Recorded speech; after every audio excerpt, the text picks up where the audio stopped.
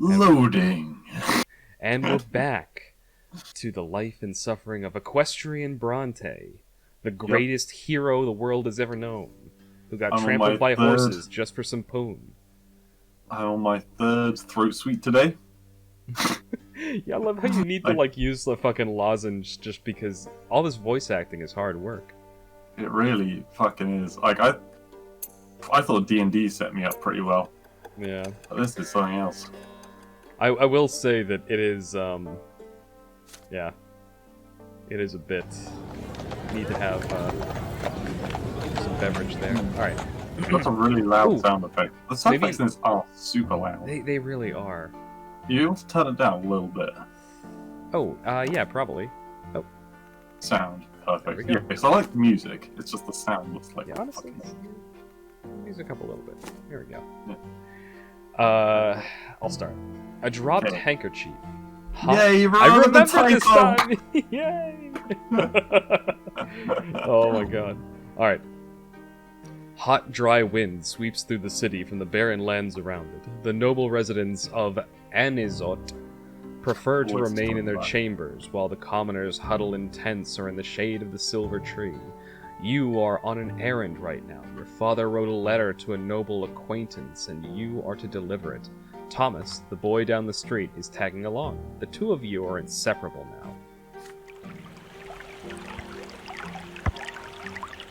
The errand is an easy one, so you decide to take this opportunity to loiter around the part of Anizot where the nobles live. So here you are, in the middle of the city square, resting on the ancient brickwork by the old fountain, in the merciful shade of the gargantuan silver tree. Thomas is by your side, lazily slouching on the edge of the fountain's basin. There was an objective for the silver tree around the guy. Hey. Oh, yeah. At the beginning, I remember it being mentioned. Okay. Yeah. What was the voice you used for this kid? So for him, I used Shadow. Okay, It's more of a hurt. No, that was like Tychus. It's a It's a hard life. It's a hard... Why don't you do it first, then I'll imitate it from there on. It's a hard life for commoners like you and me. Either you break your back in a workshop day and night, hoping someone will buy your goods someday, or you become a manservant to some noble. You never get a chance to enjoy life. I do like how we have, basically solidified our voices for the different characters. Yeah. This is our lot, you remind him. We work and endure and suffer, but Thomas waves the words away. I'm waiting for another burly-looking man to turn up so I can go back to my Scottish voice. Yeah, I know all that already. Mother keeps drilling that stuff into me. We must be humble. Our strength is patience and persistence, so yeah, I say. But I want to make my fortune no matter what. So, how ain't that living my lot, I ask you? But lots, they ain't... Sorry, fuck, I'm doing the other brother's voice. Shalats! But lots, that ain't easy. Let's take you for example, Bronte. Your father's a nobleman, but even if that didn't make you one, just look at your hands. You never had to work as hard as me. But we have the same lot, so we're supposed to suffer the same. Or look at your father. He's a judge. He toils at the prefecture day and night doing his judging. And he's a noble? I've never seen an Arcanian work as hard as he does. You shrug. Yeah. Hey, what's up? We're recording something. Oh, yeah, just saw the channel. Yeah. No problem. The Arcanians are a different race. The books say they were born to rule over humans. They are never commoners, always nobles of the sword by birth. They founded the Empire after subduing all the human kingdoms on the continent. Hang on, all the human kingdoms on the continent? Yeah, I think... Are they like aliens or some shit? Wait, hang on. Yeah, no, sorry, they're a different race. Yeah, maybe they're... Are they like To this... rule over humans. Oh. Maybe they're like this universe's elves or some shit? This sounds a lot like the aliens plan in XCOM. Have we been like XCOM attacked? Oh my god, we've been subverted. Yeah. They have like transfusion stations in all the cities. Oh, Uh, God. Humans will never be their equals. Arachnians are always better, smarter, stronger, and their skin is a noble shade of blue. Oh, God. If the books are to be believed, of course. You have never seen one yourself. Hold up. So, big question. Are the Arachnians the Tau? My mind went to the blue people from Mass Effect. Oh, oh shit, what are they called? Squidface. Yeah, I know exactly who you're talking about. I'm ashamed that I can't remember this. The one that you can fuck. Asari. They're called the Asari. Right, okay. What I'm wondering Yeah. is if the Emperor and the head priest are Arachnians. Yeah, but they looked human when we saw them here, right? Just hold on a sec. As in the icons. No, on the right. Oh, thank Yeah. you. Okay. Oh wait, notorious even among the Arachnians. Yeah, maybe they are. I mean, look, they look creepy as fuck up here. Maybe they're blue because this isn't a color picture. Do have elf eyes. Alright, here we go. Your idle chatter is suddenly interrupted by a rugged-looking guardsman dressed in black and green. He chases you away from the fountain. Common rabble like you have no place here. You hear the clattering of hooves and the wheels against the cobblestones and see flags bearing a coat of arms. A sable serpent on a field of vert. It makes you squirm. It's the Archduke's coat of arms. The Melanidas dynasty. The carriage... Melanidas? Milanidas. Milanidas? That's how I'm pronouncing it. Okay, yeah, I'll go with that then. The carriage door opens, revealing a young lady in a luxurious dress. Stab her. She ran you over. Stab her. Or, bang her maybe. No, that's an evil face. That is an evil face, honestly. She looks like the fucking wicked stepsister from. Also, she's doing like the pouty duck face that people do in those horrible. Oh god, is she selfies. gonna invent selfies in this universe? Oh no. Alright, come on, let's go. You cannot look away from her. Those dainty shoulders suggested, but not revealed by the cut of her dress. Her black hair cascading over them, her stately slim silhouette, her pouty lips and prim nose, and those eyes, dark like the night sky. The way she moves, fluidly, gracefully, and most incredible of all, her skin glows an azure blue. She is a masterpiece given life. She is an Arachnian. Isn't it ironic that we'd never seen an Arachnian before, and suddenly we've seen an Arachnian? Yeah, I mean, to be fair, we're only, 11 years old? But still. You're right. It is a bit ironic. Also, can I point out the line, those dainty shoulders, suggested but not revealed by the cut of her dress? What? Look at the picture. yeah. It's a bit more than suggestion, madam. Yeah, it's a shoulderless dress. With wings. Alright. Clear the way for me! That's not an upper class accent. Yeah, I don't know. Guardsmen work quickly to clear the way to the fountain to the Arachnian lady. The searing sun dances on her skin in bizarre patterns. With one elegant motion, she reveals a handkerchief, and leans over the basin and wipes her head and neck with its cool water. Piss in it. Where's the choice to piss in it? Well, I'll be. That's Octavia Melanidius. Melanidas. God damn, I cannot pronounce that word. Just It's like- split into Miller and Nidus. Melanidas. Ah, that's that. Okay. Archduke's own daughter. So I guess they are blue people. Yeah. Daboo-dee, daboo-die. The Arachnian turns away and proceeds gracefully back to her carriage. You see something slip out of her hand and fall onto the cobblestones right next to you. Her handkerchief. We are not being cozying up to her. Yeah. Wait, yeah. alright. Should we agree now? Cozy up to her so that later we can bring them down from the inside. Well, hold on, let me read this. Okay. It's right there by your feet. Intricate craftsmanship, expensive woven fabric, delicately decorated with emerald filigree. Your heart skips a beat. Will you dare to draw the beautiful Arcnean's attention in order to return her lost possession? Or would you rather not attempt to cross the chasm between you and her? Okay, so... I think the trophy is just weird and perverted. yeah, keep the handkerchief as a What's memento. that? Yeah, both of these are the same thing. Oh, okay, Trying we're to trying to sell it sell later. it. Yeah, that Oh, we're, okay. we're not that desperate. Trying to I burn mean, Hmm. I think we do have to go back to her, and I think we curry favor with them. Yeah, I agree. Like, take them down from the inside. I Yeah. like that perspective, and I think that's a very equestrian. If for no other reason, these two are not something Equestrian Johnson would do. I mean, she just killed him, so we have absolutely the right to betray her like this. Yeah. Well, this is the thing back.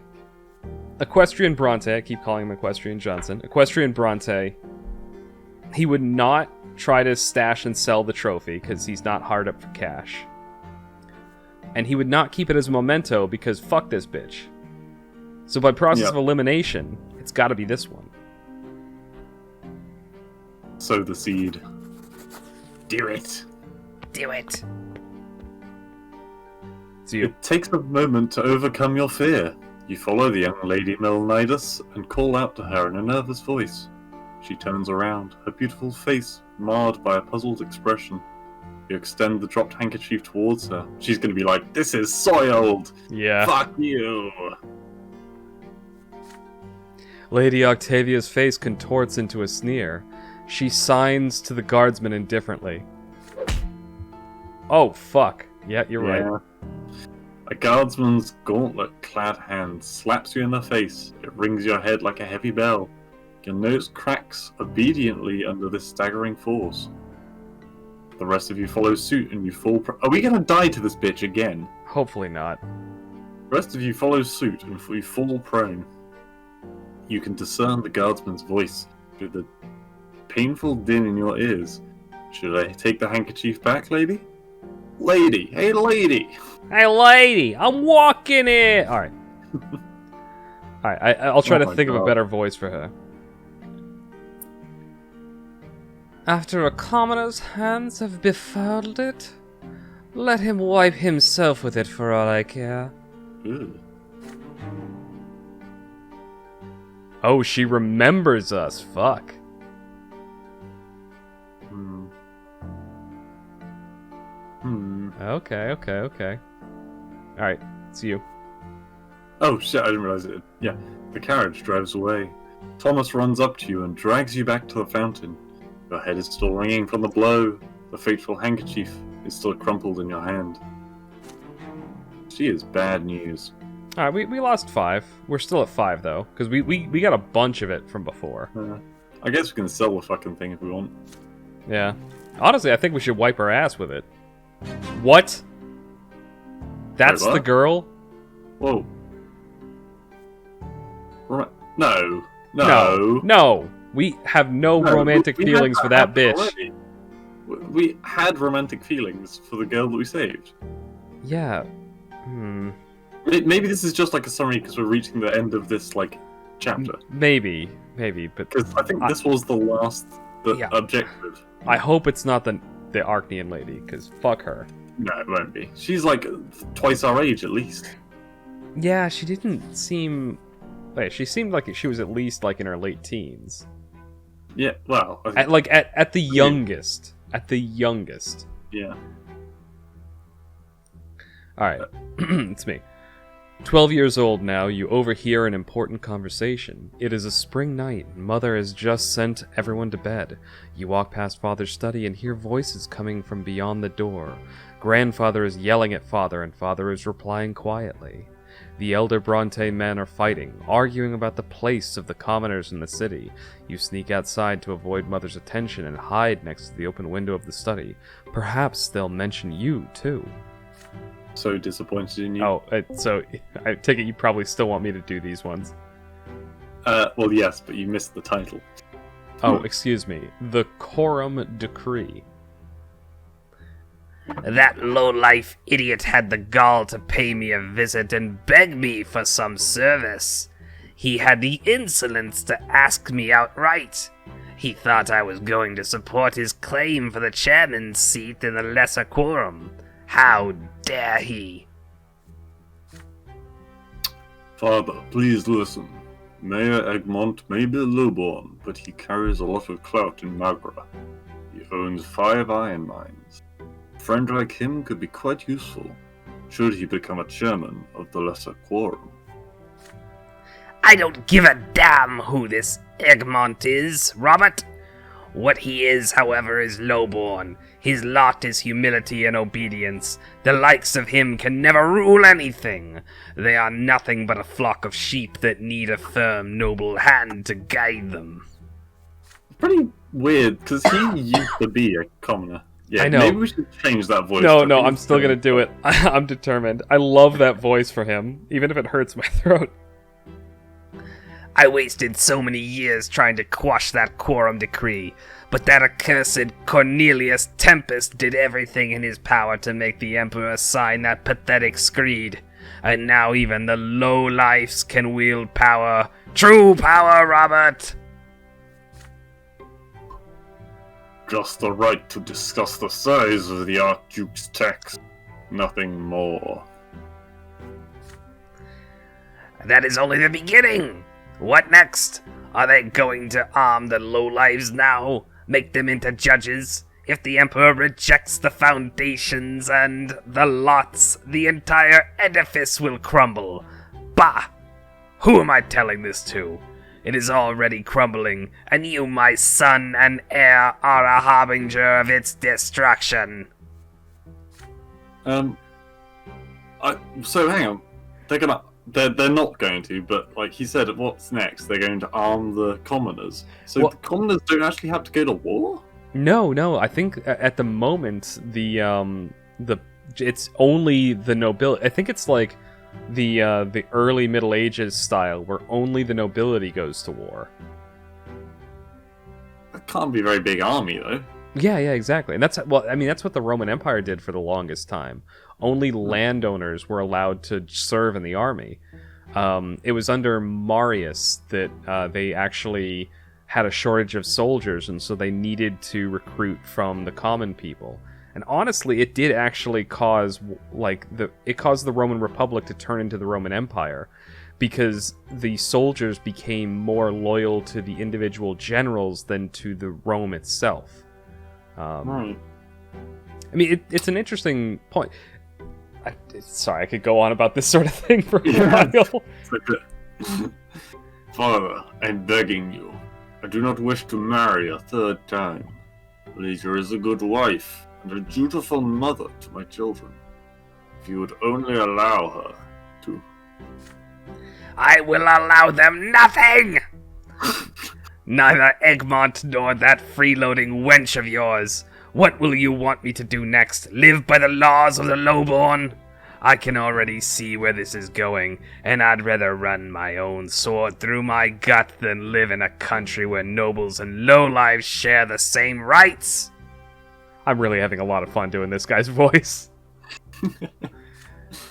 My only dream is to see the name of Brante in the Blue Book, but that dream will never come true. They will never call me Venerable El Brante, and it's all because of this marriage of yours. My only hope now is to hear Stefan addressed in such a manner one day. Thank the twins I didn't let you ruin the boy. He's about to grow up a true nobleman. His children will bear the name of Albrante. You have 2 more grandsons. I kind of made his voice a bit Vadery. You really did, which is ironic considering we're using Palpatine as this guy's voice. Those spineless milksops from the common lot. They're incapable of anything. The best your middle son could do is sneak into the Imperial College and get nobled by the mantle, although I have grave doubts about even that. As for the downtrodden Nathan, I hold out no hope for him whatsoever. You hear grandfather's heavy footsteps, the thudding of his cane, and the slamming of the door. It's time to sneak back home before you're discovered. Oh, what's this? Yeah, what is that? We got a +1 to... oh! Hang on, keep offering it. Old ability and power. Reign of oh, hang on. So we're moving towards, like, commoners getting more power, essentially. Yeah, I guess we want that, but we don't want a reign of terror? Yeah, well, I mean, this is how...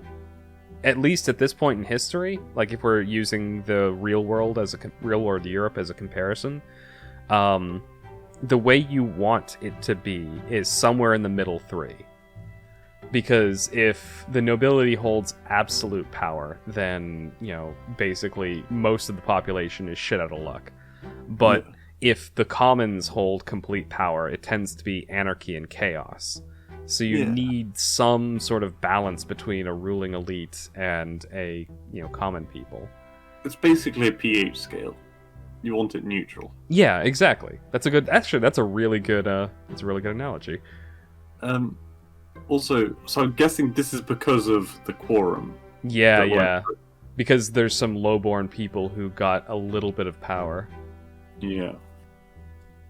Interesting. Also, my throat really does hurt now. Yeah, maybe, I don't know. No, I'm still gonna do that voice. I'm determined. Okay.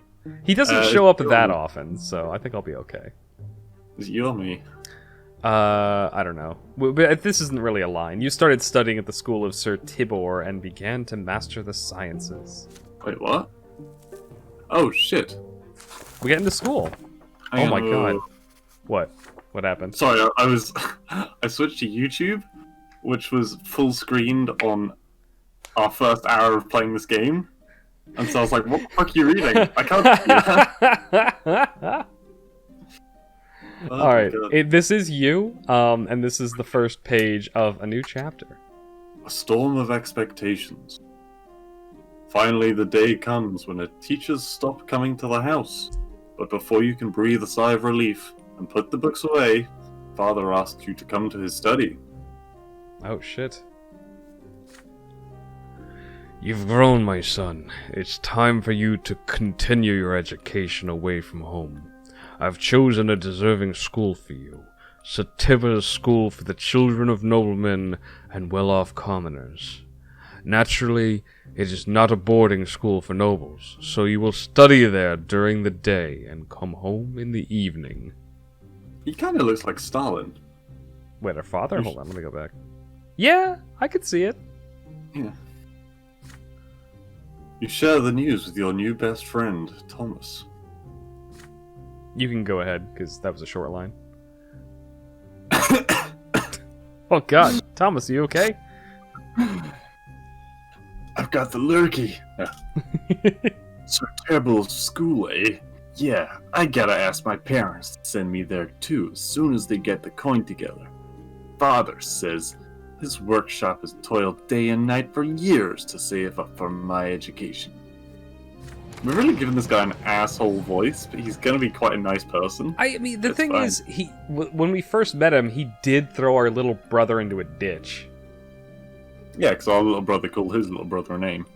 Yeah, but I think it's more like it's less that he's a douche and more that he's just like, you know, they got that hardcore working class kind of feel to him. Yeah. Anyway, the school is based in an ancient estate of the Archnean design. The classrooms are tall and spacious with massive benches. The sound of scraping quills and lectures on history and imperial law and theory echo under the vaulted ceilings. The rules are strict. Theology. The rules are strict, the lessons tiring. Restless Thomas keeps getting distracted, and several times he gets his hand slapped with a stick for it. Even every teacher demands flawless mastery of their subject. Oh wait, so Thomas is here with us. Yeah, because his parents... Oh, okay, yeah, I guess... Oh, so we're going together. We're school buddies. We're in Harry Potter now. Every day, Father asks you about your studies.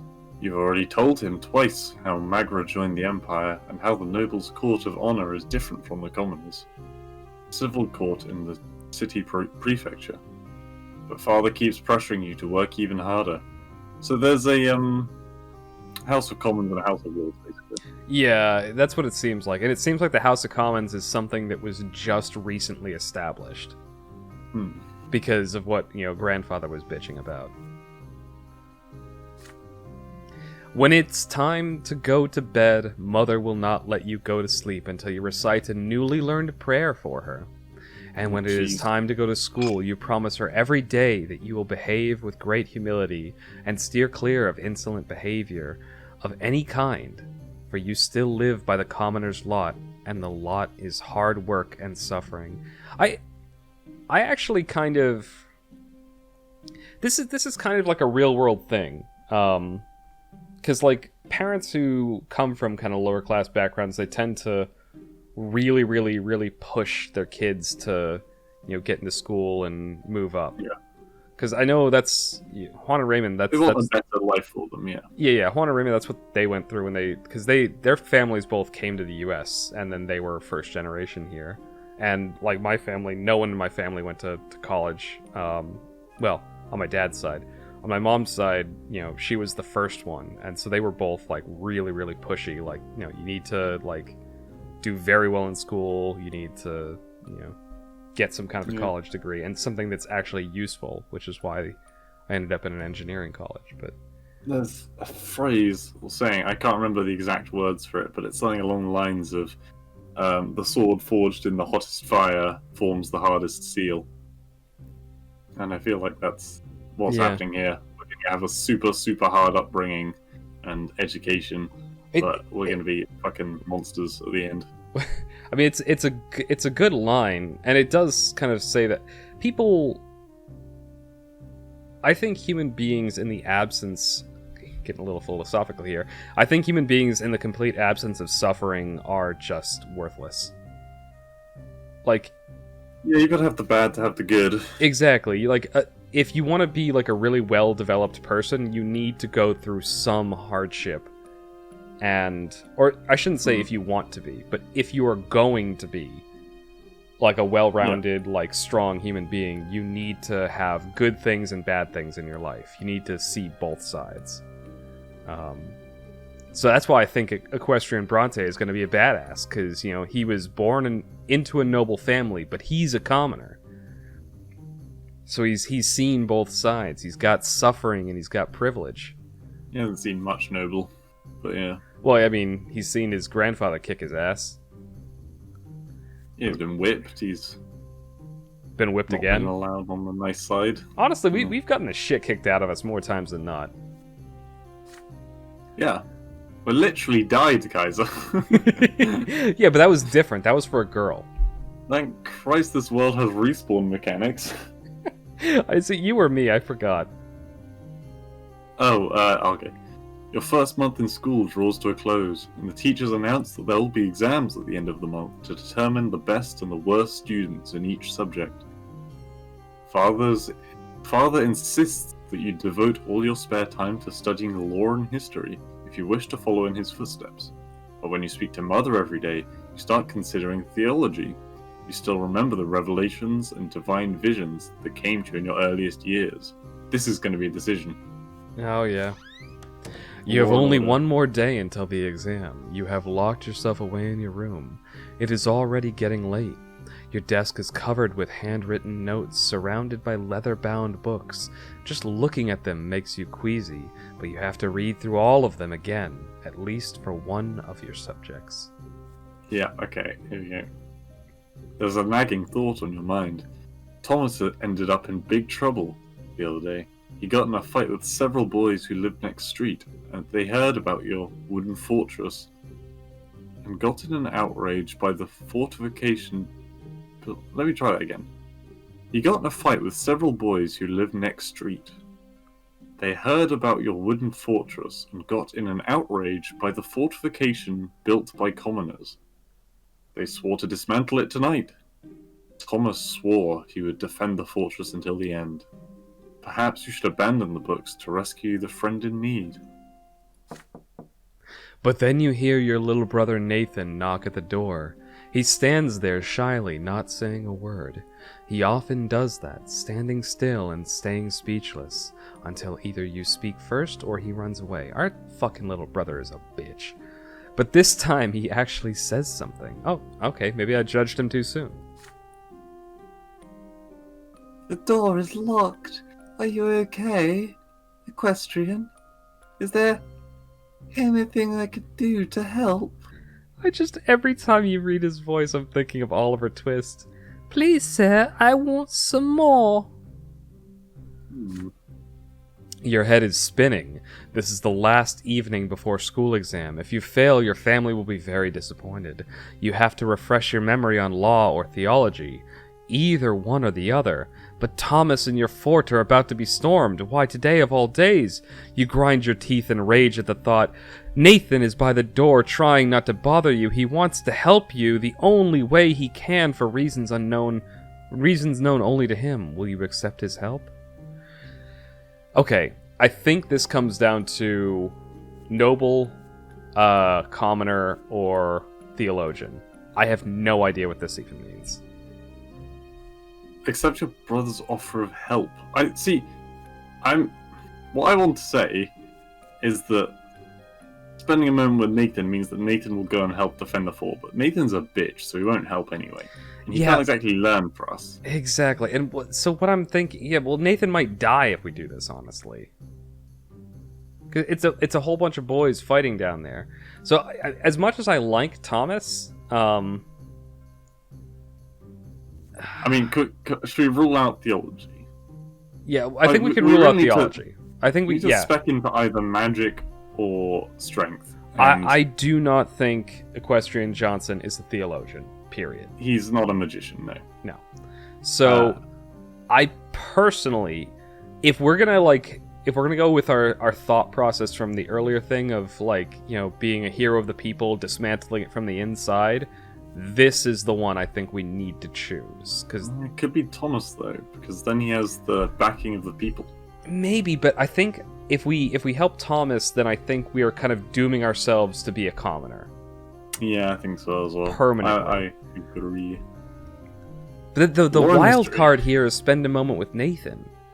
Put everything away and accept your brother's offer of help. Yeah, the thing is, it doesn't tell us what he's going to help with. It could be a complete waste. Could be. It's like 2 seconds of time, though, in the real time. In the real world, but this is not the real world. This is the RPG Choose Your Own Adventure world. Yeah. Like, what the fuck? Why is this even a thing? I think if we're going to keep playing Equestrian Johnson the way we've been playing him, history, yeah. I think we have to go law and history. Bum, bum, bum, bum. Oh, it didn't make the noise. Oh god, you pushed Nathan out of the room. Jesus. He cannot possibly help you prepare for the exam. Soon your eyes start to hurt from all the legal terms and chronologies and titles of imperial edicts. You repeat everything, every single line, until your head hurts and your vision begins to blur. When Father walks in, he chuckles in approval. You fall asleep right there amidst the books. Cramming does not work. I don't know. I may be biased because I never studied ever in school. Not once. I found it more... But then again, everyone has their own way of learning. Sometimes repetition helps. In my mind, I find it's the best way to do it is to just read the instructions once and then practice. So, for instance, in physics or math or calculus, I'd basically read the book and not learn anything, and then once I actually tried to solve the equations, then it would click, and then I wouldn't practice it after that, because it was like, I already got it. Yeah, or where you can't do that, the next closest thing is writing it down repeatedly, because you're having to think about the words as you're writing yes, them. That's the other thing. I've always found if I write notes, I remember them, no problem. But if I type notes or listen to them in audio format, I don't get it. But if I actually write something down, it's almost like it's etching it into my memory. Anyway. Oh, yeah, so pushing Nathan out of the room, that's not quite what we said. Yeah, we didn't, but I guess by nature of us not talking to him, we shoved him away? I don't know. Anyway, Ushered would have it's been a your better read. term. The morning comes. You barely have the time to wake up before you're walking to the menacing edifice of the school. Time for law. All the students sit still, glued to their benches in terror. The teacher's voice singles you out. By the way, that is one hell of a catchphrase, right? Time for law. Time for law. Honestly, You're this about is to get something I've never law. really understood. Like, exams are like my favorite part of classes. Because I've always viewed them as like solving a puzzle. I mean, And I love that. if there wasn't the social pressure behind, like, it's not the exam itself. Yeah, it's not the exam, it's the fact that if you fuck this up, then you're just going to be a commoner forever. Yeah, and it's kind of a waste of time and money if you fuck up an exam. Yeah, okay, that I can get. I did an exam today, actually. Oh, nice. How'd it go? I got, I think it was 19 out of 25 correct. So Oh, not nice. too bad. That's like 80, just shy of 80%. Yeah, 76, I think. Which is pretty good.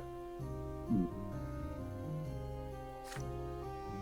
If a commoner insults a nobleman's honor, how ought he be dealt with according to the imperial law? Bring the commoner to the prefecture, where the judge will sentence him to the corporal punishment. And what if a noble takes a commoner's life by negligence or whim? The noble is fined by the provincial authorities. Surprising even Surprising even yourself, you give the correct answers to these questions and many more that follow. Hot take. We are going to get in really bad trouble at one point in this book. And we're going to be put in a court of law where our grandfather will be the judge. Alright. Are you making a prediction? Yeah, that's my hot take. Okay. The next subject is the history of the blessed... Blessed or blessed? Well, it depends. I think both pronunciations are valid. Okay. Blessed Arcadian Empire. You masterfully recount the history of every province as they emerged with the Empire, from Monia to Magra. Then you recite the names of every tempest who ruled the Empire. You conquer every question the teacher asks you without confusing a single date. So I was thinking about blessed and blessed. I think if you're talking about someone, or like a holy object, you would say it is blessed. But if you're talking about what a priest does to someone, you would say that they have blessed them.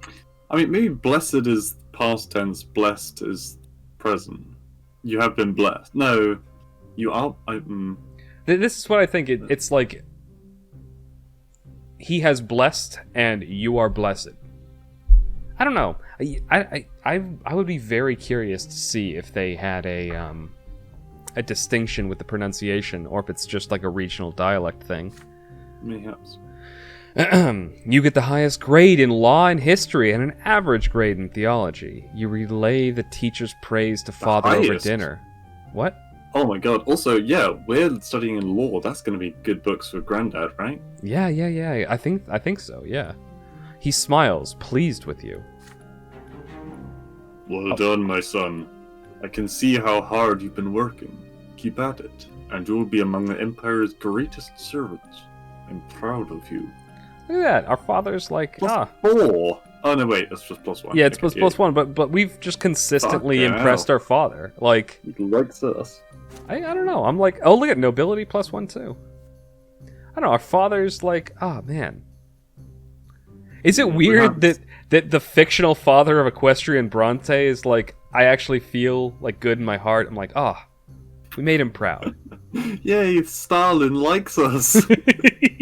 Stalin in his fur fucking coat and his toothy talk.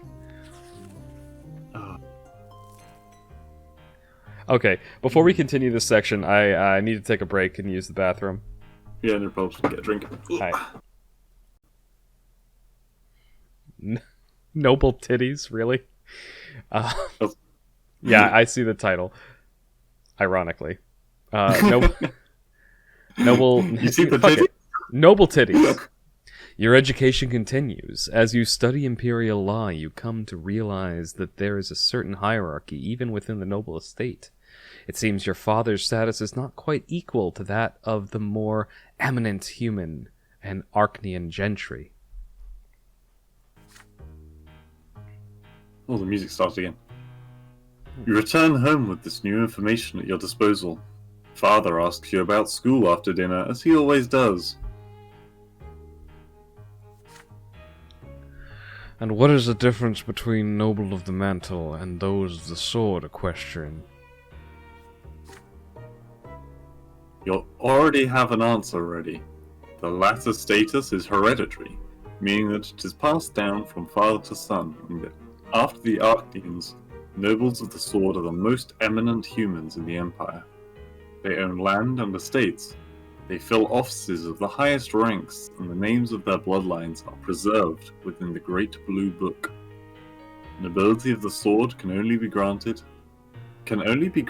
only by the overseer of the province, or the emperor himself. Yeah, again, a little bit of proofreading. And how are such eminent people addressed? Bitch! With the honorific L before their last name, you respond. Sir Augustin L. Bourne, for example. Borne. I don't know why, but I always, pronounce it like with an Italian. All right. Yeah.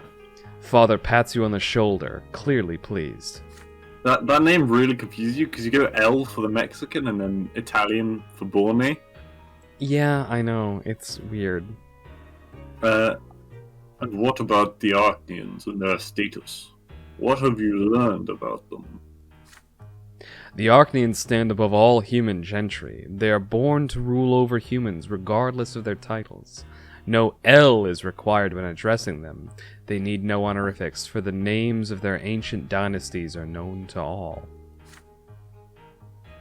Father nods somberly. You can have this one, because that was a short one. Yes, we can never be their equals. Do whatever an Archnean tells you, and never defy them. Ever. And what about grandfather and me? Where do we stand as nobles? That is easy. Father and grandfather are nobles of the mantle. This title cannot be inherited, but it can be earned by any commoner as a reward for great service to the Empire, in the Legion, or as a civil servant. Father suddenly grows quiet and looks you in the eye intently. You again? Yes, and someday you will earn a noble title too, son. All in due time. You mean our father was whipped too? Yeah. Yeah, okay. Sir Tybal's school teaches children of all stripes. Nobles of the mantle and low-born parents can send their sons here. And every passing day, the children of noblemen invent new ways to snub and bully the commoners. Most of the time, the bully leading them is Diedrich, the son of the secretary for the Imperial Chancellery, and a self-important slob. The sons of noblemen never pick on you, however. They know that your father has been ennobled by the mantle. Oh shit. However, Diedrich and his retinue soon choose Thomas as their favorite victim. Time and time again, you ask your friend not to pay them any mind, but again and again, Thomas grows angry and snaps at their self-satisfied mockery. It is early morning. The students are busy flocking to the classroom for the next lesson. You wave Thomas over when you see him. He waves back at you, and then a bucket full of slop splashes on him. Needless to say, it is the work of Diedrich and his entourage. You hear his familiar creaky laughter. The tailor's son stinks! How dare he sit next to decent folk? Thomas clenches his fists. You're dead, Diedrich. He throws himself at Diedrich's haughty entourage like a soldier ready to wage war. He attacks them first. This is just what they expected, and they are free to retaliate. He barely makes one movement before 4 pairs of hands grab him at once. Diedrich sneers and kicks your friend in the belly. Thomas gasps for air and starts coughing. You stand between them and Diedrich. You stand between them as Diedrich readies another kick. The nobleman's son cocks an eyebrow. Why do you mingle with these commoners? He asks. Your father's a noble of the mantle, and you ought to be friends with your own kind. We're equals, not the dirt beneath your feet. Behind him, 4 boys hold Thomas down as he struggles furiously. The other students are watching you, frozen in fear. Diedrich haughtily extends a hand to you. He clearly expects you to shake it. What will you do? Fuck that. Yeah, we're not going to shaking shake his Diedrich's hand. Okay. Wait, hold on. Conditions met. If we're friends with less than or equal to 1. So because we're less friends with Thomas, we could do that. So we're not going to do that, obviously. Equestrian Johnson would never betray his friend.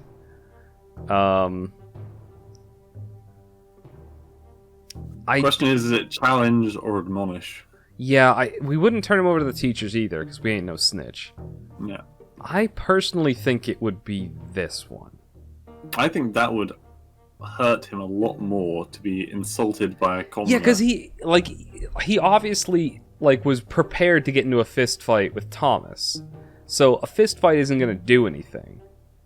But this one, kind of just laying it out for him and just going you're a little bitch, look at you, you fat slob motherfucker. That sort of thing is going to get to this guy more. Yeah. I think this is in line with Equestrian Johnson's character. Absolutely. So I agree. Yeah.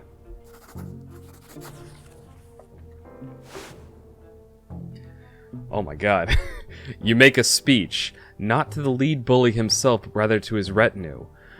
How come Diedrich sees himself fit to instigate fights? His family may be higher in rank, but like everyone else here, he has yet to take the nobleman's sacrament himself.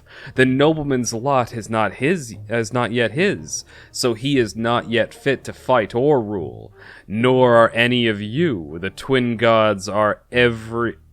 Wait, sorry, what? The twin gods are every... I think that's supposed to be watching. ever. Yeah. The twin gods are ever watching over us. You add. And they are ever vigilant. Do you dare defy their will? Diedrich tries to retort. They've broken no laws, he says. And all they've done is teach commoners the meaning of suffering. You call upon the knowledge gained from his... Wait.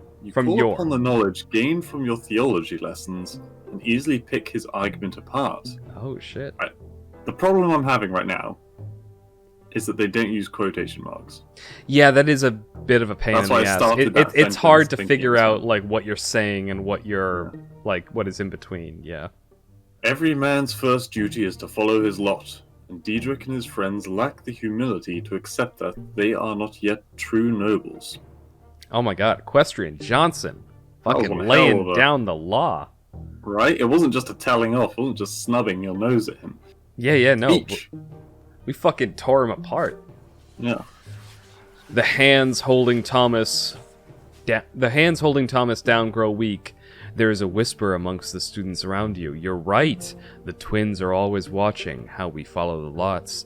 Diedrich's retinue quickly dissolves in embarrassment. He furiously orders them to come back and join his cause, but his exhortations are all in vain. We just made a big enemy, but we also set ourselves up. Yeah, well, we also just took down a big enemy. He's definitely coming back. Oh, he probably is going to come back, but we've also endeared ourselves to Thomas, and all of our classmates think we're a badass now. Well, Thomas might not appreciate it. Oh, no, okay, no, look. Yeah, Thomas does. We saved him. Yeah, but he could be like, you come over and use words while they're beating the crap out of me? I thought you were a friend, kind of thing. Maybe. Well, but clearly he just appreciates not getting kicked in the stomach anymore. Yeah. Anyway, so this is yours. The other boys are clearly impressed by your words. The noble children will think twice before acting out again. That made up for the 4, I think. Oh god, we got spirituality. That's our... Yeah. That's pretty good. mean, we got one before. I don't remember what it was from. Was that when we got ran over? Probably. I mean, going to heaven is pretty spiritual. And getting touched by God. Kissed by God, yeah. Oh, God. Alright. Your This theology... has got to be the event. Sorry. The Silver Tree. Your theology teachers tell you more about Anizot. It is more than just the provincial capital. It is also a sacred place blessed by the gods. It is where the twin gods' first disciples spilled their blood, and from that blood grew the sacred silver tree. Its enormous foliage hangs over the city. You see its branches in the sky every day, but you have never approached the trunk of the tree yourself. Today you will be taking your first trip to the Silver Tree. Your class is visiting a service in the great temple by the tree's very roots. Thanks to your theology teacher, you and the other students will witness this landmark of the twins' advent up close. Everybody is excited. I'm not sure if we're going to be religious enough to complete this. Yeah, it's going to be tricky. Soon you and the other boys enter the slums surrounded by the church district of Anizot. The roots are pulsating under your feet. Okay, I did read that right. They spread underground all throughout the area. Pathetic, cramped hovels and filthy streets surround the trunk of the tree. They are home to paupers, day laborers, and preachers. The people of the district bow humbly to you and point you towards the temple. They seem at peace despite the abject poverty in which they live. All who live directly beneath the tree are filled with its divine grace, your teacher says. People come here to make peace with the world and their fate in it. Your class is unusually quiet. Everyone is listening to the rustling of the leaves and the underground beating of the roots. The sky above you is obscured by the tree's canopy. You know, side note, there's part of me that would actually really like that kind of a... There's a reason that for my retirement I'd like to, go off to the middle of fucking, nowhere in the Midwest. Just get a big ranch, maybe get some horses, and just live in a cabin. And just chill there. And, with really good Wi-Fi. Exactly. Get really good Wi-Fi and enjoy nature. Yeah. Just fresh air and nature and hang out with cool animals and, just chill people and just... Yeah. The American dream. I mean, I guess. Half my family lives out in that area anyway. You find the temple of the twin gods right next to the tremendous trunk of the tree. That's another bit of alliteration there for you, folks. It almost seems a part of it. There's a crowd there, pilgrims dressed in traveling clothes, paupers, beggars, common people of the city, and the occasional well-dressed noble. There are augments among some people who are... Arguments. Oh, sorry, arguments. Let's just read It's like a cybernetic boy. I know. I was just reading a Warhammer 30k book about the Mechanicum, and so augments were in my head. That's and religion as well, yeah. Yeah, exactly. There are arguments amongst some people who are gathered in separate small groups. Many people are wandering around staring upward at the tree's branches. The tree impresses you with its might and the calm emanating from it. You are filled with a desire to sit down and think of the world, to learn something about yourself, touch the silvery white bark, and hearken to the whispering leaves. You are distracted enough to fall back from the rest of your classmates. You notice a small path that should take you right next to the trunk. A tall, red-haired woman walks out from the crowd of pilgrims. She is wearing a worn white robe. She is no longer young, but her face is youthful and covered in freckles. Her hands clutch a book. You have never seen this lady pilgrim before, yet she looks at you almost as if she has recognized a lifelong friend. Don't trust her, gingers have no souls. She beckons to you and says her name, Matilda. A preacher from Astinia. What she says next shakes you to your very core. It is commendable to see a young man so keen to learn the teachings of the twins, she says. Yet you will never follow the light of truth within the walls of the temple. Inside, you will find only the lies about the lots. Oh shit. The erring words of prophetess Satius, sanctified by the passage of centuries. Yet anyone who sets out to read the accounts of the twins only lives Only lives. own Own lives. lives knows. Hang on, let me just read it. Yeah. Oh, Yeah. read the accounts of the twins' own lives. Knows that they never so much as mentioned the lot. Sorry, Oh, okay. So she's revealing that the current like social structure isn't bound by the religion. Like the religion doesn't actually say we're supposed to be like this. well, it's like the Old Testament and the New Testament. She believes in the Old Testament, and it just happens to be less fucked up in this world. Yeah, where it's almost the opposite. Yeah. In like our world, where the Old Testament was much more brutal and harsh, and the New Testament was much more care and love and But the humanity. hot priestess said that the old one was better, so let's go with that. I mean, no, it again, like I said, don't trust the ginger. Trust the ginger. Yeah. The red-haired preacher's words frighten you. They clash with everything you have heard from Mother, everything you have been taught at school. The lots are a lie? You freeze in fear. Should you argue with Matilda? Or ask her for more information? Or should you treat her as a madwoman and catch up with your classmates?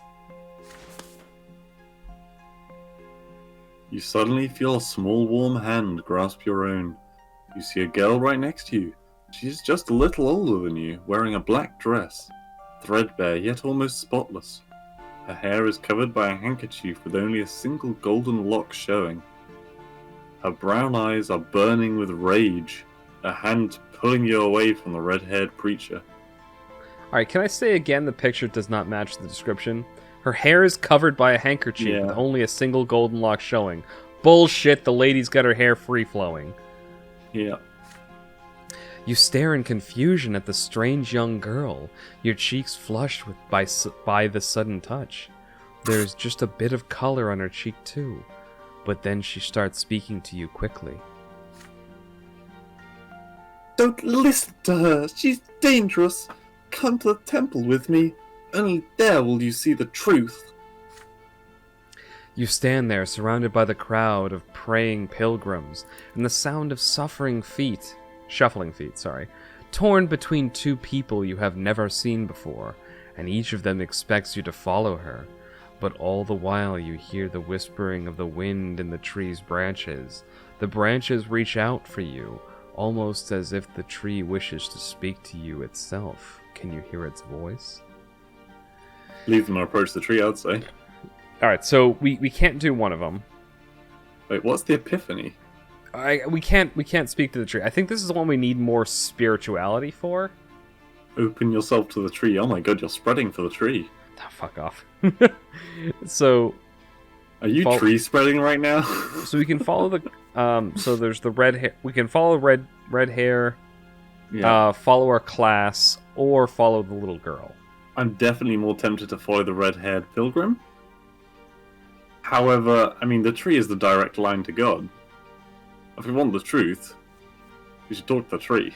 Well, yeah, but the blonde girl is also telling us to go to the tree. So it says follow the blonde girl. No, she's saying into the temple. The temple with the corrupt priest. Okay, so tree, red hair. Shall I roll for it, or do you want to? No. So let's narrow this down. Which one can we rule out altogether? So Can we safely rule out the little girl? Yes, obviously. All right, the little girl is the one who's saying, follow me into the temple. You fuck her, Yes. because we don't care about the clergy. Equestrian Johnson's going to be a hero of the people. Yep. The red-haired pilgrim, she's spouting some, conspiracy theory stuff, which maybe she's right. spouting ideal things. Like, that's what you want it to be. Yeah. But So no matter who whether knows you if want she's- it or don't want it, the tree will... Yeah, the tree is the legit source of the information. Yeah, so even if we don't like what the tree says, we can then be like, alright, fuck religion, we'll focus on law. Yeah, alright, I agree. Let's go for the tree.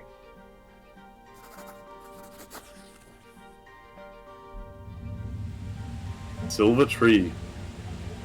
The tree is beautiful. The silver-white foliage stretches and spreads towards the sky, held aloft by a trunk so thick it would be a challenge to walk around it. The leaves rustle and whisper peacefully in the wind. The tree, it seems to speak to you. Stop drinking, Kaiser. Sorry. I thought I had time for a refill. You walk away from the odd-looking preacher and the young acolyte, ignoring them as they call out to you. You walk around... I'm sorry. I'm picturing, like, you know those memes where, like, the fucking, like, sunglasses come down and the joint goes in the guy's mouth? Just like, I ain't give a shit about you two. Anyway, sorry. You walk around the temple and the crowd of people getting close to the tree with every step. Then you extend a shaking hand and touch the bark. It is unusually warm. You can feel a pulse beneath the roots. Oh god, not more pervy gods. The tree is alive. I just read that because I was short. Yeah, go for it. Your turn. The roots are so gigantic they form large grottos, spaces of air embraced by the roots in the ground. Squeeze into one of these grottos. It is unusually bright and quiet, shielded from the noise of Anizot. I will say that something that is making this worse is the knowledge that of what having a root means in Australian slang. I don't know. Having a root, means having sex. Okay. In Australia, at Yeah. least. Right now, there is only you and the tree. You sit down. There are leaves rustling all around you. The only noise you hear is the beating pulse of life that flows through the tree. And this pulse beats in time with your own heart. You feel clarity and calmness, free of doubt and frustration. Is that a novel? Fuck off. The tree speaks to you, or are they your own thoughts? So strange, unfamiliar, and eye-opening. These thoughts speak of soothing love and crystal clear law, and of love and law intertwining to bring the miracle of life to you. Oh my god, You it's stop. impregnated you. Jesus Christ. It's impregnated you with law and love? It's a weird combination. You stop slouching, and your frown becomes a light smile. Hours pass like fleeting seconds. You lose track of time until you overhear someone shouting your name. Alas, it is time to leave this grotto. The sun is setting over Anizok now. The day was quick to pass. Your teacher frowns, ready to scold you. You mumble an explanation and say you're ready to be punished for disobedience. Yet instead, the teacher nods in understanding. You keep looking back at the tree. You keep looking back at the tree all the way home. Whatever happens to you today, you find it difficult to put it into words. So, yeah, we got more willpower. Look at that, we're back And I up to bet full we're gonna power. get more Oh religion god, we as got well. plus 10! Yeah, that's what I was surprised with. Full of power, almost prepared for anything. Gee, the tree fucking... Yeah. Fuck yeah, tree! Yeah, some good wood. You Having a didn't get root. any religion? We didn't, but I mean, Cool. fuck, I'll take 10 willpower. That was fucking awesome. Yeah. Anyway, it's you.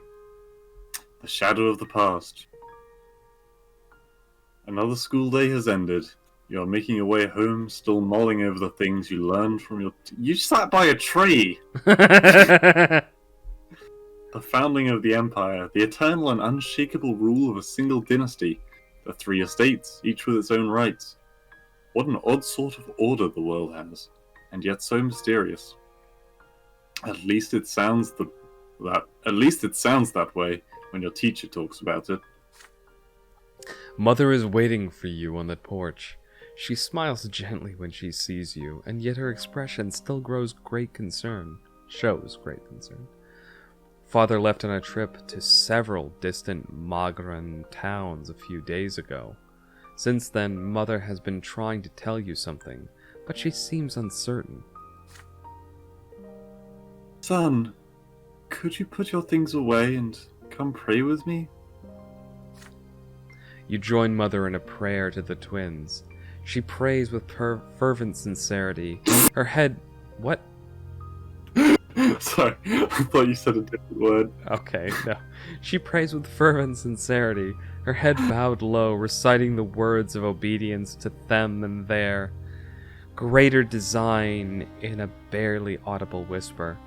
You repeat after her, just as she taught you ever since you were a little boy. When the prayer ends, Mother sighs and turns to you. Equestrian, my son, you are 13 now. You'll be grown soon. It's time you learned about certain things that are important to our family. Difficult things. It is about your father and me, and our marriage. You gaze curiously into Mother's eyes. I'm sure you're wondering about this before. Your father is a nobleman of the mantle, so how could he marry a commoner with another man's child? Not an economer. Shut up. It's your turn. But you see, Equestrian, your father, when his first wife, Amalia Elborn, died, it was a painful blow to him. He lost the will to live, lost all purpose. He felt like his own destiny was cut short that day as well. And then he met me. You know the troubles I had in the past. I want the prefecture as a petitioner. Sorry. God damn it. I went to the prefecture as a petitioner to ask them for help, protection, justice. When I was a young girl, I worked at a small shop that sold crockery and dishes. A nobleman took a liking to me. May his name be forever forgotten. The twins know I was humble and honored his lot to rule. But he took me by force. Oh, Jesus Ooh. Christ. So Grace is a rape baby. It's such a bad way of saying it, Kaiser. I'm sorry, but it's true, isn't it? Yes. I mean, A victim of circumstance. well, again, it's nothing against the mother or the girl. But it was a brutal act. Yeah. Mother falls silent, summoning the courage to continue. Gloria is that nobleman's daughter, but he was outraged. How could I have the gall to burden him with low-born progeny? He turned me out on the street with that little baby girl in my arms. Jesus Christ! All right, I'm having a lot more respect for our father now, because I'm seeing the Mother. end game of this is that he took her in. Mother's voice is shaking now. You take her hand tenderly. I had no home, no honor, nowhere to go, no one to help me. When I went to the prefecture, I didn't really think the judges there would help me find justice against my former master. But when Sir Robert heard my plea, his eyes met mine, and I believe that at that very moment, the twins themselves granted him the gift of their love. Your father told me that there was nothing he could do to make that detestable nobleman marry me, but he would never abandon me and my baby Gloria, and if I agreed, he would take me into his own home. Tears are running down Mother's cheeks. And I knew it, my son. I knew how much his honor and reputation would suffer, but caring for me brought him back to life. It's like he experienced another sacrament. He rediscovered his noble purpose, his lot to rule and protect and care for others. But his decision to marry me, he is still paying for it today. Your father had courage to defy your grandfather, the founder of his bloodline. If only you knew how much he had to endure, my son. If only you knew the despicable rumors we heard about the Brontes all over Anizote. It was only thanks to the efforts of Sir Gregor that the Bronte bloodline managed to hang on to what little remained of its reputation. And now, the noble families have all but forgotten about that scandal. Thank the twins. Mother falls silent. She looks at you intently. Do you understand what she is telling you? My son, I am not telling you this just to share the pain of my past. I have no reason to complain. Even Sir Gregor has accepted me through gritted teeth.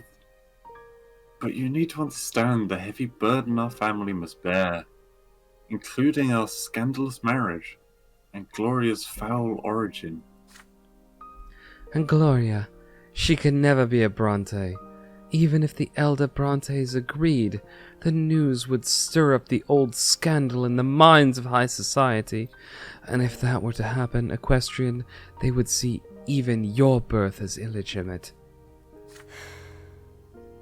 Mother sighs heavily. What I told you just now is something you have to know, son. You are about to enter adult life. By my lot, I must be humble. I cannot tell you how to treat your family. But may I ask you a question? Now that you know all of this, do you still see Gloria as your sister? Who the fuck would pick distance? Somebody who's metagaming, honestly. First of all, can I just say right off the bat that whole scene, like, I'm feeling feels right now. Yeah. Like, Jesus Christ. That was... Yeah, no, seriously. I'm just like, oh, man. Right, there's no questioning this. Yeah, no, it's except Gloria's his sister, right?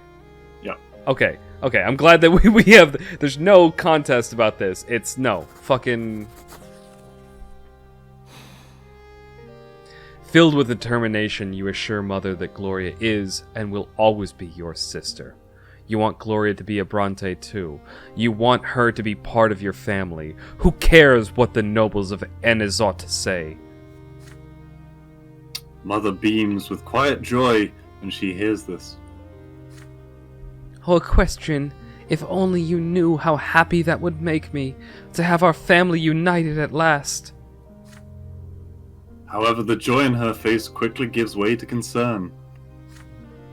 But I already owe good Sir Robert a debt I can never repay. He has given my daughter so much, a home, an education, his care and advice. The Bronte bloodline could suffer so much from Gloria's existence. We should all just learn to accept her status as it is. Just then you hear Gloria carefully knock at the door of Mother's chambers. Hold on. Mother? Equestrian? I couldn't find you. You happily greet your sister, yet she is your sister. No old secrets can ever change that. Mother gives you and Gloria a kiss on the forehead and returns to her prayers. You and your sister walk downstairs together. Mother is alone by her bedside now, thanking the twins with a quiet prayer for the Bronte family they have given her. Oh, sorry. For the Bronte family they have given her. You hope they can hear her. Oh, Why look at are we that. getting +1 from Gloria and not Yeah, Mother? I think we'd get a +1 with our mother. I mean, whatever. I mean, you know. I mean, what is our relationship status? We haven't checked in a while. That's a good point. Let's take a look at the family. You don't need to click on that one, yeah. Yeah, it's well. Okay, fuck up. It's still +1. The guy likes us more than he hates us. Oh, no. I was talking about the Amalia Elborn. Oh yeah, sorry. Yeah, I mean, she's Wait, dead. where's There's she really. got a relationship like, she has a scale. I mean, she's indifferent because she's dead. And it's not even like...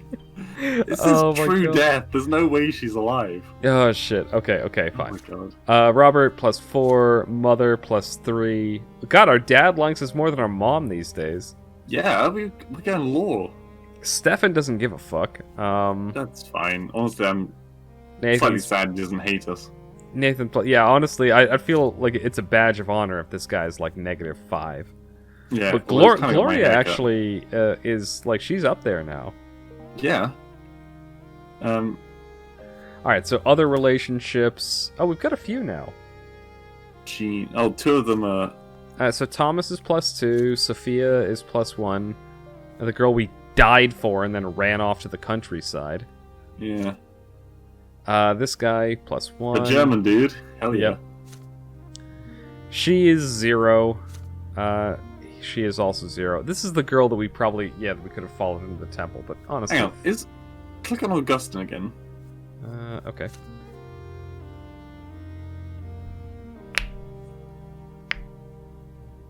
Oh. Oh, okay. He's the person who gave us +1 in the politics, right? Because he was at the table with us when we stood up with our sister and mother. And then helped everything out. Yeah. It says in his bio, he advocates greater liberties and rights for the common estate. Okay. The noble German. Go He's not figure. actually Germanic. Gave it. Well, yeah, I know. His name sounds more like, Spanish or French, but still. Anyway, let's move on. Oh God! Oh no, we got +1 from our mother too. Okay, yeah, we already saw it technically, but we didn't know that it comes. We didn't know it was 2 before. Yeah, exactly. All right, here we go. You are 13. I think that once we read this this little bit here, we should probably call it. Yeah. Because we're once again, time flies with this thing. We're almost at an hour and a half again. Jesus. You are 13 now. Another theology. Oh, sorry, is it you? Title. The Flash and the Flame.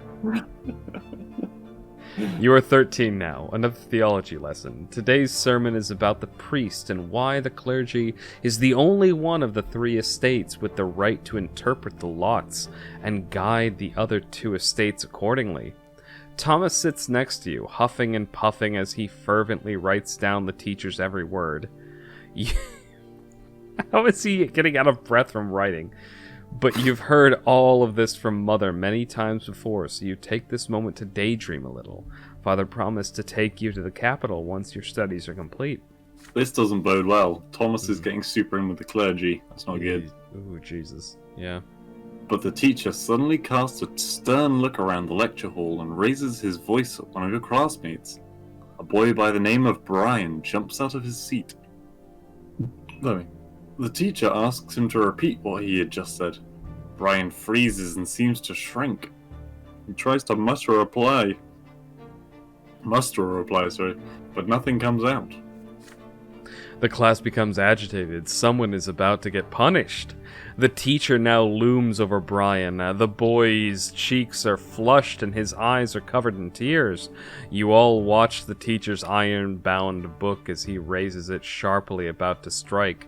Brian shrieks and raises a hand in front of him. A sudden flash! The teacher screams and buries his face in his arms.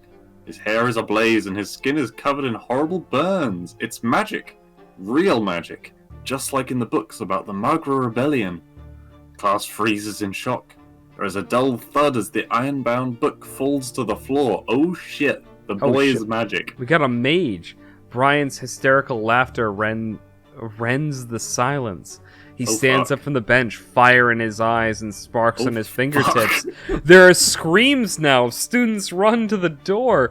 The teacher tries to extinguish his burning hair. Brian snaps his fingers and the books of Isatius on the desk turn into pillars of flame.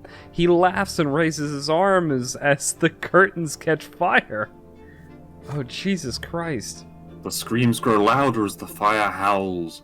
Brian's face is tense and violent.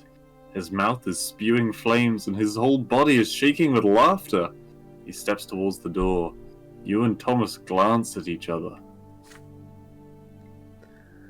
He's going to burn the whole school down. Your friend's determination makes you brave. You run behind Brian and knock him off his feet. You both tumble to the floor, even through his clothes, his body sears your flesh. Brian screams, convulses, and grabs Thomas by the shoulders with his burning hands. Thomas howls but stays put. Then knocks Brian senseless with several fierce blows to the head. Holy fuck. Thomas is a fucking badass. There are servants fussing about around the room now. They put out the fire and take away the teacher, his body covered in horrible burns. You and Thomas remain next to Brian, who is lying on the floor silent. Soon 3 men in black cloaks enter the doors of the school, each bearing an edict sealed with silver. The Inquisition! You and Thomas are told to step away from the witch. They lock Brian's neck in a silver collar and take him away. Ooh. Shit. One of the Inquisitors remains behind to tell the students what happened. That was magic, he explains. The ungodly power that twists the minds of men into savage instruments of murder. Only the sacred shackles of silver can hold it at bay. Only the power of the twins can save us all from its evil grasp. The next day, you are forbidden from ever mentioning Brian's name again. He is no more. He's been unpersoned. The evil Dark Lord Brian. Kill him, Anakin! Kill him, Steve! Okay. Let's call it there. Yep. We've made it into a new section. Yeah, We're, but 14 now? uses- Yeah, no, now we've established that there's magic, and we've also, God, We had a don't know real- if the boy knew it was going to happen at first. or We've whether he was also like, had, like, religious...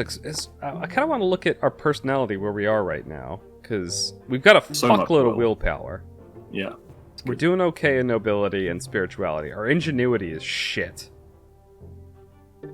Yeah. Hang on, hold over it again? Sure. How quick-witted you are and how skillful you can manipulate situations you're in. I'd say the fucking speech should have got us, like, 2 ingenuity. So would I, but it gave us spirituality instead.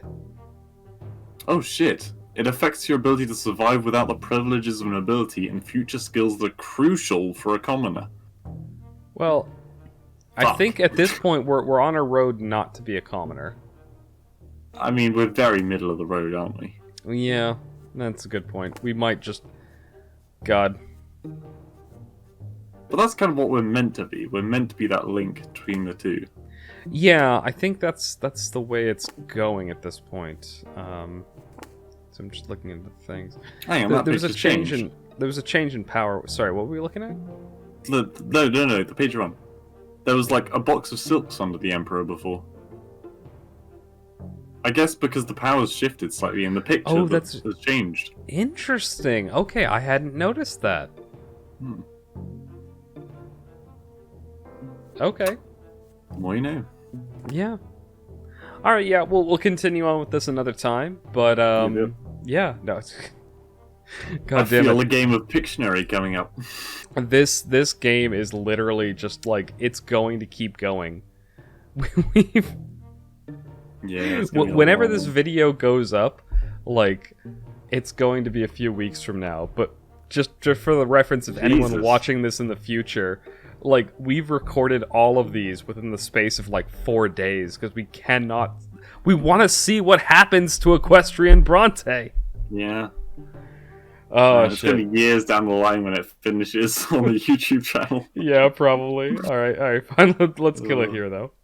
Cuckoo.